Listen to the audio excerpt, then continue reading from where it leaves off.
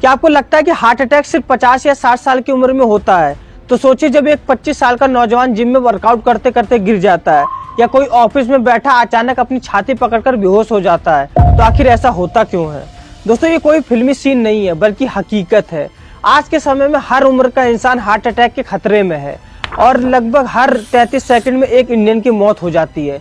क्या आपको ये लक्षण पता है जो हार्ट अटैक से पहले शरीर आपको देता है? क्या आपको मालूम है सिर्फ 5 मिनट की देरी आपकी जान ले सकती है? दोस्तों, आज की वीडियो काफी इंटरेस्टिंग और इंफॉर्मेटिव होने वाली है, क्योंकि आज की इस वीडियो में हम हार्ट अटैक से रिलेटेड कई सवालों को जानेंगे, जैसे कि हार्ट अटैक आने का कारण क्या होता है, हार्ट अटैक आने से पहले शरीर आपको कैसे संकेत देता है, अगर किसी को हार्ट अटैक आ जाए तो तुरंत क्या करना चाहिए, और सबसे जरूरी कैसे आप इस जानलेवा बीमारी से बच सकते हैं। तो चलिए दोस्तों, बिना देरी के वीडियो को शुरू करते हैं और जानते हैं अपने इन सारे सवालों के जवाबों।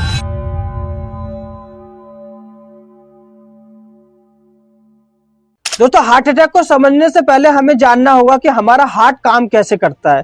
दोस्तों, हमारा हार्ट एक मस्कुलर ऑर्गन है जो ऑक्सीजन और न्यूट्रिएंट युक्त ब्लड को पूरी बॉडी में पंप करता है। हमारे हार्ट का मेन पंपिंग चैम्बर होता है लेफ्ट वेंट्रिकल। लेफ्ट वेंट्रिकल के कॉन्ट्रैक्शन से ऑक्सीजन युक्त ब्लड एओर्टा के थ्रू पूरी बॉडी में जाता है। दोस्तों, एओर्टा शरीर की सबसे बड़ी धमनी आर्टरी होती है, जिससे कई आर्टरी कनेक्ट होती है, और इन्हीं आर्टरी में हमारी कोरोनरी आर्टरी भी शामिल होती है, जो हार्ट को ऑक्सीजन युक्त ब्लड सप्लाई करती है। दोस्तों, हार्ट अटैक की शुरुआत होती है इन्हीं कोरोनरी आर्टरी में प्लाक जमा होने से। कोरोनरी आर्टरी में जमा प्लाक आर्टरी को नैरो कर देता है, जिससे हार्ट तक पहुंचने वाले खून का फ्लो कम हो जाता है, जिसे पार्शल ब्लॉकिंग कहा जाता है। जब ये प्लाक डिस्पर्ट होता है तो वहां ब्लड क्लॉट बनने लगता है, जो नैरोइंग को और ज्यादा इंक्रीज कर देता है, जिससे एक सडन कंप्लीट ब्लॉकेज हो जाता है और खून का फ्लो पूरी तरह से रुक जाता है। इसे ही हम आम भाषा में हार्ट अटैक कहते हैं। दोस्तों, ब्लड क्लॉट का बनना कोरोनरी आर्टरी के ब्लॉकेज का सबसे कॉमन कोज है। इसके अलावा कोरोनरी आर्टरी स्पैसम भी हार्ट अटैक का मेजर रीजन है, जो ड्रग्स, स्मोकिंग, ठंडी हवा या एक्सट्रीम स्ट्रेस से हो सकता है। इसमें कोरोनरी आर्टरी में एक सडन टाइटनिंग या कंस्ट्रिक्शन हो जाती है और खून का बहाव काफी कम हो जाता है या रुक जाता है। दोस्तों, कोरोनरी आर्टरी डिसेक्शन ब्लॉकेज का एक कारण हो सकता है। इसमें आर्टरी के अंदर की वॉल कुछ इस तरह से सेपरेट हो जाती है और खून के बहाव को रोक देती है।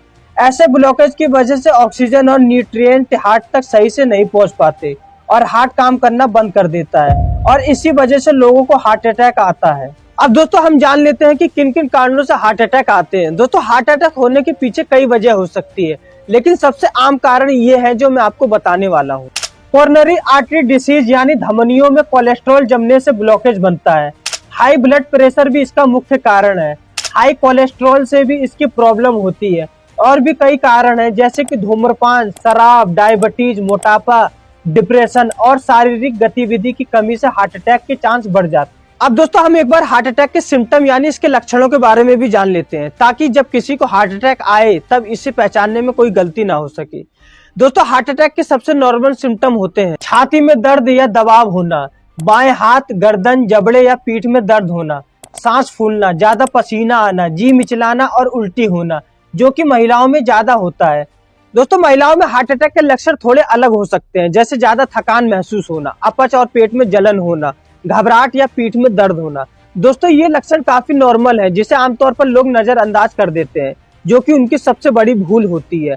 अगर ये लक्षण 30 मिनट से ज्यादा समय तक बने रहे तो इसे नजरअंदाज ना करें और तुरंत डॉक्टर को दिखाएं। अब दोस्तों, समझते हैं कि अगर किसी को हार्ट अटैक आ जाए तब उस कंडीशन में आपको क्या करना चाहिए। इस कंडीशन में आपको घबराना नहीं है, बल्कि शांत रहना है, और जिसको हार्ट अटैक आए उसे उठाकर बिठा दे।